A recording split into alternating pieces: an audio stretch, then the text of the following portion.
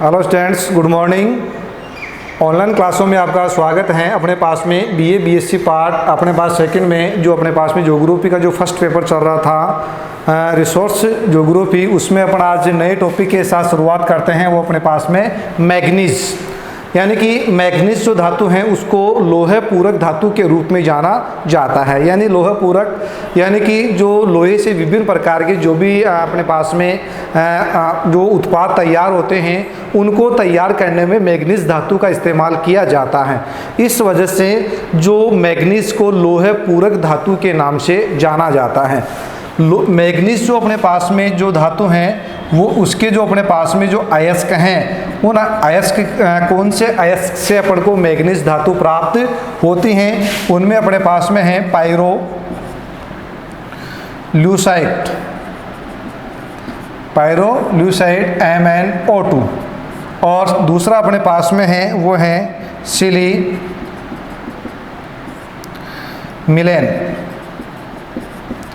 यानी जो अपने पास में मैग्नीज कौन से अयस्क से अपन को प्राप्त होता है, एक तो अपने पायरोल्यूसाइट से MnO2 से और दूसरा अपना सिलीमेन से अपन को जो अयस्क प्राप्त होता है।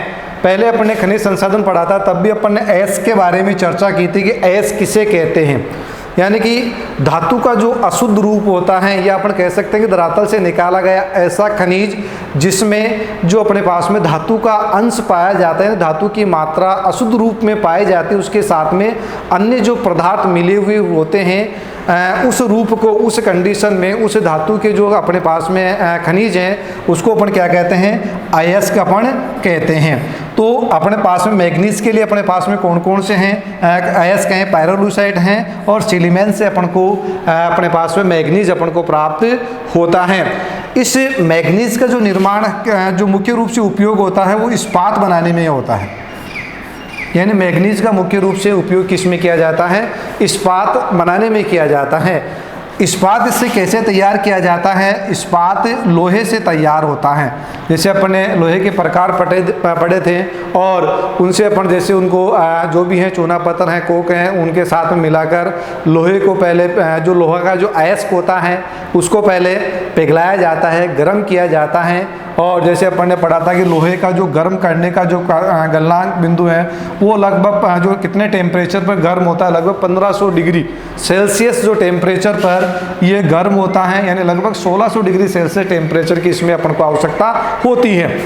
तो पहले इस लोहे को शुद्ध किया जाता है। शुद्ध करने के बाद में इसमें लोहे में मैग्नीज मिलाई जाती है।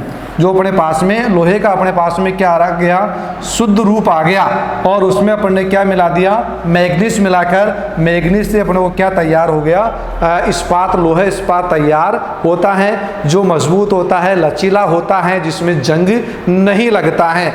ऐसे वर्तमान में जो प्रतिस्पर्धा युग में लगातार ऐसे पदार्थों का जो लोहे के बने हुए जो भी उपकरण हैं जिनमें जंग नहीं लगता है या जो भी लचीले होते हैं वो एक मजबूत इस्पात से तैयार किए जाते हैं। उनमें अपने पास में क्या मिलाया जाता है, मैग्नीज मिलाया जाता है। ये कठोर भी होता है और अपघर्षण प्रतिरोधी भी मैग्नीज से जो इस्पात तैयार करने में इसको काम में लिया जाता है। इसके अलावा मैग्नीज का उपयोग रेल की पटरियां बनाने में किया जाता है। जो भी अपने पास में काटने पीटने की जो भी उपकरण मशीनें होती हैं उन सबको बनाने में मैग्नीज का ही इस्तेमाल किया जाता है। इसके अलावा जो कांच के बर्तन होते हैं, चीनी मिट्टी के जो बर्तन होते हैं उनमें भी इसका इस्तेमाल किया जाता है। और वर्तमान समय में लगातार लोहे पूरक धातुएं बनाने की वजह से मैग्नीज का दिनों दिन महत्व बढ़ता जा रहा है।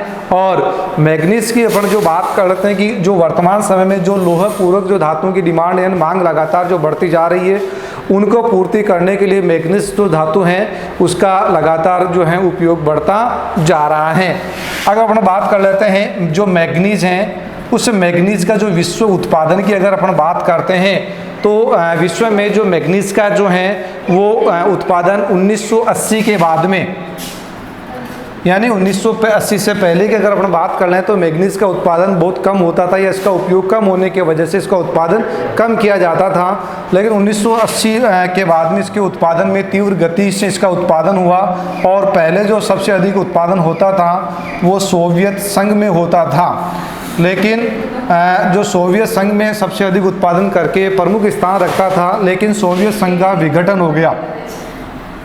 सोवियत संघ का यानी कि 25 दिसंबर 1991 में इसका विघटन होकर ये जो अपने पास में वर्तमान रूस है उसका अस्तित्व में आ गया। और उसके बाद में इसमें धीरे धीरे जो इसमें जो अलग अलग क्षेत्रों में डिवाइडेशन होने की वजह से, अलग अलग देशों में बंटने की वजह से जो पूर्व सोवियत रूस था उसका उत्पादन में जो लगातार है वो प्रतिशत कम होता गया। और वर्तमान समय में जो मैग्नीज का जो प्रमुख उत्पादक देश हैं वो है अपने पास में चीन, जो लगभग 20% यानी संपूर्ण विश्व की लगभग 20% जो मैग्नीज का उत्पादन करता है। और ये अपने विशेष जो लोहे से बनी हुई पूरक वस्तुओं का उपयोग करने में ज़्यादा भी अपना योगदान देता है। तो वर्तमान समय की अगर हम बात करते हैं तो जो मैग्नीज उत्पादन करने का जो प्रमुख देश है वो कौन सा है? चीन है, जो लगभग विश्व की 20% मैग्नीज का उत्पादन करके विश्व में प्रमुख स्थान रखता है।